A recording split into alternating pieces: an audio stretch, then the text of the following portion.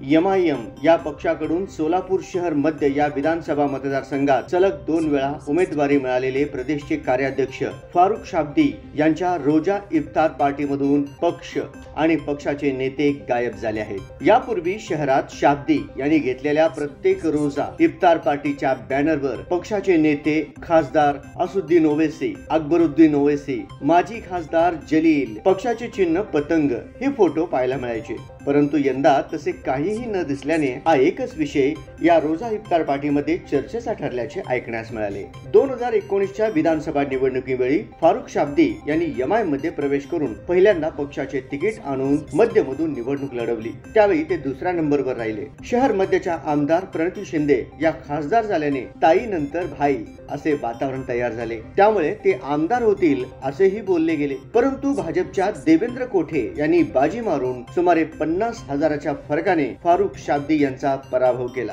या पराभवानंतर शाब्दी हे प्रचंड नाराज झाल्याचे पाहायला मिळाले। परंतु कार्यकर्ते आणि जनतेला त्यांनी मला महानगरपालिकेमध्ये साथ द्या, मला नाराज करू नका असे आवाहन केल्याचे पाहायला मिळाले। यावेळेस पानगल प्रशालेच्या मोठ्या मैदानावर रोजा इफ्तार पार्टीचे आयोजन करण्यात आले आहे। त्यांनी दिलेल्या पत्रिकेमध्ये सुद्धा एमआयएमचा कुठेही नामोल्लेख नव्हता। तसेच रोजा इफ्तारच्या प्रत्येक बॅनरवर केवळ फारुख शाब्दी यांचा फोटो आणि नाव पाहायला मिळाले। यामुळे शाब्दी हे पक्ष बदलणार असल्याच्या चर्चेने जोर धरला आहे। शाब्दी यांचे सुशील कुमार शिंदे यांच्याशी असलेले चांगले संबंध पाहता ते काँग्रेसमध्ये जातील अशी शक्यता वर्तवली जात आहे। परंतु तसे अधिकृतरित्या अजूनही एमआयएमच्या सूत्राकडून समजले नाही। एकूणच इफ्तार पार्टीमधील वातावरण पाहता एमआयएम पक्षापासून शाब्दी हे नक्की लांब चालले असल्याचे स्पष्ट बोलले जात आहे। फारुख शाब्दी हे जरी मोठे उद्योजक व्यावसायिक असले तरी त्यांची जी युवकांमध्ये सोलापुरात क्रेज आहे ती केवळ